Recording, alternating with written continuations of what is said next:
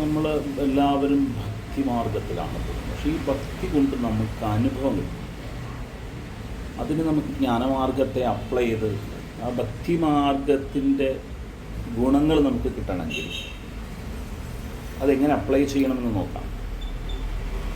അപ്പോൾ ആദ്യം നമുക്ക് ഭക്തി വിഷയമാകുന്ന സമയത്ത് ഭക്തപ്രഹ്ലാദൻ, ഈ ഭക്തപ്രഹ്ലാദൻ എന്നുള്ളൊരു കോൺസെപ്റ്റിലേക്ക് നമ്മൾ അന്വേഷിക്കേണ്ട വിഷയമുണ്ട്. കാരണം ഭക്തിയിൽ പ്രഹ്ലാദൻ തന്നെയാണല്ലോ.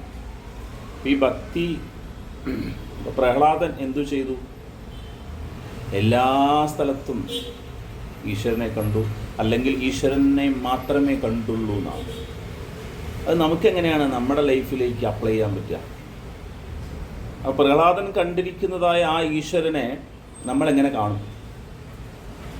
അതിന് നമുക്ക് നോക്കേണ്ടത് ഈശ്വരൻ എന്താണ് എന്ന് നമ്മൾ മനസ്സിലാക്കുക. അത് ജ്ഞാനമാർഗത്തിലൂടെ അറിയുള്ളൂ.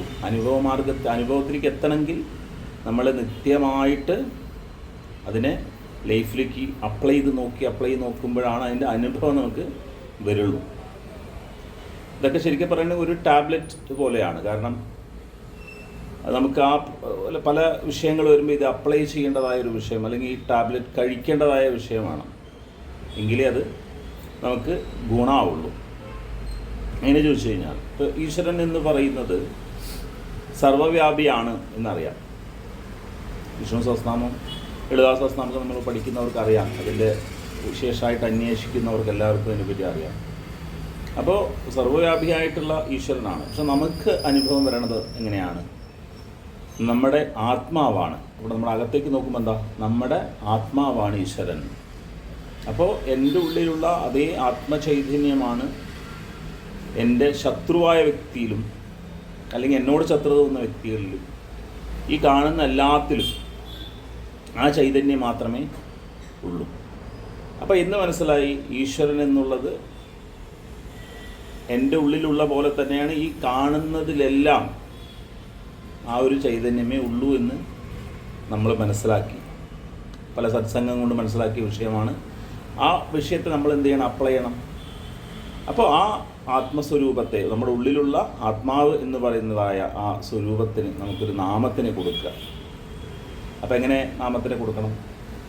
ആ ആത്മാവിനെ ഇപ്പോൾ ഗുരുവായൂരപ്പൻ എന്ന് പേര് ഞാൻ കൊടുക്കുന്നു. എൻ്റെ ഉള്ളിൽ ഗുരുവായൂരപ്പനാണ്. എൻ്റെ ഓപ്പോസിറ്റ് ഇരിക്കുന്ന ആൾക്കാരും ഗുരുവായൂരപ്പനാണ്. ഈ കാണുന്നതെല്ലാം ഗുരുവായൂരപ്പനാണെന്ന് കാണുന്നു. ചിലർ മുരുകനെയാണ് ആരാധിക്കണമെങ്കിൽ അവർ കാണുന്നത് ആത്മസ്വരൂപത്തിന് മുരുകൻ എന്നുള്ള പേര് കൊടുത്ത് ഈ കാണുന്നതിലെല്ലാം മുരുകൻ തന്നെയാണെന്ന് മനസ്സിലാകും. അങ്ങനെ ഏതേത് ദേവതയെ പ്രാർത്ഥിക്കുന്നോ, ഉപാസിക്കുന്നോ, ആ ദേവത തന്നെയാണ് എല്ലാവരുടെയും ഉള്ളതെന്ന് മനസ്സിലാക്കുമ്പോൾ, അപ്പോൾ നമുക്ക് ഇഷ്ടമല്ല, അല്ലെങ്കിൽ നമുക്കൊരാളുമായിട്ടൊരു മനസ്താപമുണ്ട്. അപ്പോൾ അതാണ് നമുക്ക് ഒരുപാട് ഡിസ്റ്റർബ് ചെയ്യുക. കാരണം നമ്മുടെ വീട്ടിലൊരു ഫംഗ്ഷൻ നടക്കുന്ന സമയത്ത് നമുക്ക് ഇഷ്ടമില്ലാത്തൊരു വ്യക്തി അവിടെ കയറി വന്നാൽ അതിലൂടെ നമുക്ക് ഡിസ്റ്റർബ് ആവും. അതുകൊണ്ട് നഷ്ടപ്പെടുന്ന സന്തോഷം നമ്മുടെയാണ്. പക്ഷെ നമുക്കത് മാറ്റിയെടുക്കാൻ പറ്റില്ല. പക്ഷേ ഇത് അപ്ലൈ ചെയ്താലോ? എൻ്റെ ഉള്ളിലുള്ള അതേ ആത്മ സ്വരൂപമായിട്ടുള്ള ശക്തി തന്നെയാണ് ആ വ്യക്തിയിലുമുള്ളത്. അത് ആ വ്യക്തി അറിയുന്നില്ല, ഞാൻ അറിയുന്നു. അതുകൊണ്ട് എനിക്ക് ഡിസ്റ്റർബ് ചെയ്യേണ്ട ആവശ്യകതയില്ല എന്ന് നമുക്ക് തന്നെ മനസ്സിലാവും. കാരണം ആ ഒരു വിഷയം നമ്മൾ ഫോളോ അപ്പ് ചെയ്യുമ്പോഴോ നമുക്കത് കുറച്ച് മാറ്റിയെടുക്കാൻ പറ്റും. അപ്പോൾ ആ ഒരു മാനസികമായ പ്രശ്നങ്ങളിൽ നിന്ന് നമ്മൾ മാറിപ്പോകാൻ തോന്നും. അപ്പോൾ ഇങ്ങനെ എല്ലാ വിഷയങ്ങളെയും അപ്ലൈ ചെയ്യുമ്പോൾ, ഇപ്പോൾ ഭാര്യയുമായിട്ടൊരു വിഷമം വരികയാണ്, മക്കളുമായിട്ടുള്ള വിഷമം വരികയാണ്, അപ്പോൾ പറയേണ്ടത് അവരുടെ ഉള്ളിലുള്ളതും ആ ദേവതയാണ്, ആ സത്യസ്വരൂപമാണെന്ന് മനസ്സിലാക്കുമ്പോൾ എന്താ? അവരോടുള്ള ദേഷ്യം കുറയും. അപ്പോൾ ദേഷ്യം കുറയുമ്പോൾ എന്ത് ചെയ്തു? ഈ ദേഷ്യമാണ് നമ്മൾ ഡിസ്റ്റർബ് ചെയ്യണം. അപ്പോൾ ആ ദേഷ്യം കുറയുമ്പോൾ എന്ത് ചെയ്തു? നമ്മൾ മാനസികമായിട്ട് ഹാപ്പിനെസ് കിട്ടും. അപ്പോൾ നമുക്ക് ആത്മാവിൻ്റെ സ്വരൂപം എന്താണ് ചോദിച്ചാൽ എന്ത് പറയണം? ആനന്ദമാണ് എന്ന് പറയണം. നമ്മൾ ആനന്ദമായിരിക്കുന്ന പക്ഷം മാത്രമാണ് നമ്മൾ ആത്മാവിനെക്കുറിച്ച് ബോധമായിരിക്കുന്നതും ആത്മാവിലിരിക്കുന്നതും എപ്പോഴും ആനന്ദമായിരിക്കുമ്പോഴാണ്. അപ്പോൾ എപ്പോഴും ആനന്ദമായിരിക്കാൻ ട്രെയിനിങ് ചെയ്യണം, എങ്കിലേ അത് അനുഭവമായിട്ട് വരികയുള്ളൂ.